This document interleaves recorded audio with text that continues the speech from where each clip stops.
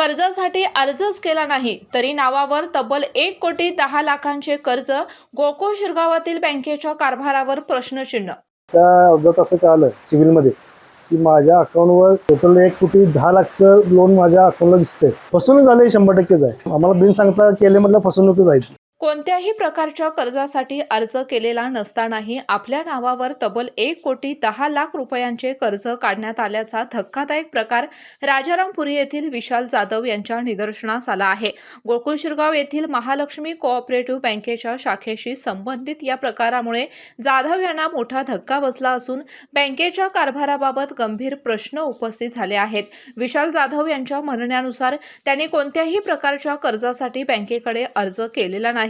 कर्जासाठी आवश्यक कागदपत्रेही त्यांनी सादर केलेली नसताना त्यांच्या नावावर तब्बल 1,10,00,000 रुपयांचे कर्ज असल्याचे समोर आल्याने त्यांना मोठा धक्का बसला।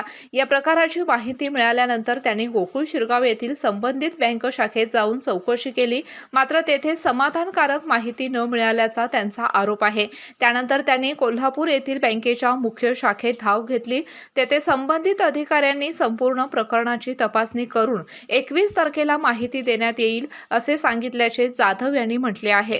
मी विशाल जाधव, राजारामपुरी 11वी गल्लीमध्ये माझं हे सर्व्हिसिंग आहे। सर्व्हिसिंग करून मी माझं पोटपाणी चालवतो। तर माझं एक महालक्ष्मी बँकेत एक प्रकरण चालू होतं गाडीचं 4 लाख रुपयाचं प्रकरण होतं।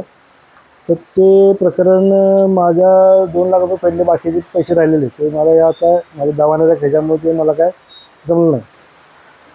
तर मी दुसऱ्या बँकेचं एक लोन करून त्या गाडीचं लोन फेडण्यासाठी मी एका दुसऱ्या बँकेत मी अर्ज केला। त्या अर्जात असं कळालं सिव्हिलमध्ये की माझ्या अकाउंटवर भरमसाठ लोन झालेलं आहे। टोटल 1,10,00,000चं लोन माझ्या अकाउंटला दिसतंय। ते माझं बघितल्यावर मला धक्का बसला। मी डिप्रेशनमध्ये गेलो पूर्ण की बाबा माझं एवढं लोन कसं काय। मग ते लोन मी कसं काय विचारला, मी शाखेत गेलो। शाखेत गेल्यावर मी मॅनेजरला विचारलं की बाबा असं हे लोन कसं काय एवढं दिसतंय।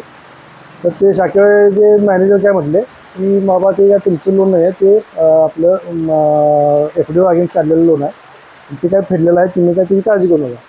तिथं मला सिव्हिलला काय दिसतंय, मला तुझे खुलासा द्या असं मी त्याला अर्ज करून आलो। तर तिने अर्जाचं काय आम्हाला उत्तर दिलं नाही, उलटं उत्तर देऊन मला तिने तिथनं घालवलं। मग काच आम्ही जाऊन महालक्ष्मी बँकेच्या मेन शाखेत जाऊन त्यांच्या मेन अधिकाऱ्यांना भेटून त्यांना आम्ही हे जाब विचारला। तर जाब विचारल्यावर तिने म्हटलं की हे लोन फिटलेलं आहे, हे झालेलं आहे, असं तसं तिने आम्हाला सांगितलं। तर हे लोन फिटलं आहे, तर लोन फिटलं आहे ते मला सिव्हिलला दिसतंय का, ते सिव्हिलला का दिसतंय ते विचारल्यावर तिने म्हटले सिव्हिलला दिसतंय म्हणजे ते लोन केलेलं आहे आणि लोन फेडलेलं आहे, तुमची काही काळजी करू नका। तर अशा पद्धतीने मला मी पूर्णपणे डिप्रेशनमध्ये आहे त्या प्रकरणामुळे। आणि बँकांना माझं असं हे आहे म्हणणं आहे की बाबा असली जर बोगस काम तुमचं होत असले तर बँकेच्या अधिकाऱ्यांनी एक काळजी घ्यायला पाहिजे की बाबा असं कुठल्याही माणसाच्या ह्याच्यावर एवढी मोठी लोन होतात आणि ते माणसांना कळत नाही। ते आता मला नशीब चांगलं की माझं ते सिव्हिलवर कळालं म्हणून मी ते पुढे बँकेत जाऊन मी ते विचारलं। तर बाकीच्या माणसांनी पण ते जराशी काळजी घेऊन पुढं आपलं अकाउंट आणि बाकीचं बँकिंग हे व्यवस्थित चालवावं। एकंदरीत तुमची फसवणूक झाली असं वाटते का? फसवणूक झाली 100%च आहे। फसवणूक झाल्यामुळेच ते हे सगळं झालं ना। आम्हाला बिन सांगता केले म्हटलं फसवणूकच आहे। तुम्ही त्या विरुद्धात पोलीस स्टेशनमध्ये काही FIR नोंद केला? आम्ही अजून काही FIR नोंद केली नाही।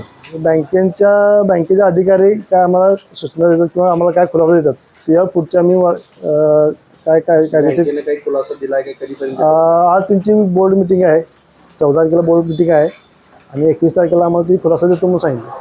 ते खुलासाचं आम्ही बघत बसलो काय त्यांच्यानं काय येते, त्यानंतर पुढचं आमचं काय असेल ते। किंवा तुम्ही अशा काही लोनचा ॲप्लिकेशन वगैरे केलं होतं काय? नाही, कुठल्याच लोनचं ॲप्लिकेशन आपण त्या बँकेत केलं नव्हतं। माझे एका बँकेत 1,10,00,000च्या आसपास लोन दिसते आता सिव्हिलला। माझं एकच त्या बँकेत लोन आहे, ते आमच्या बँकेचं लोन आहे, म्हणजे गाडी माझ्या धंद्यासाठी घेतलेली, त्यासाठी घेतलेलं। माझं मध्यंतर काळात माझी भरपूर अडचण आली मला दवाखाना आणि ह्यातनं, त्यामुळे माझं थकीत आहेत बघ। थकीत असल्यामुळे मी ते दुसरे लोन करून तिथे भरायला गेलो, तर ते काय भरून घेतलं नाही त्यांनी।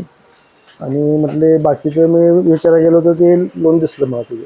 जशी प्रत्येक मोठ्या यशामागे मेहनत असते तसेच प्रत्येक यशामागे योग्य मार्गदर्शन असते. आम्ही जेईई, नीट आणि MSTCET च्या यशाने उज्ज्वल भविष्याचा पाया घालतो.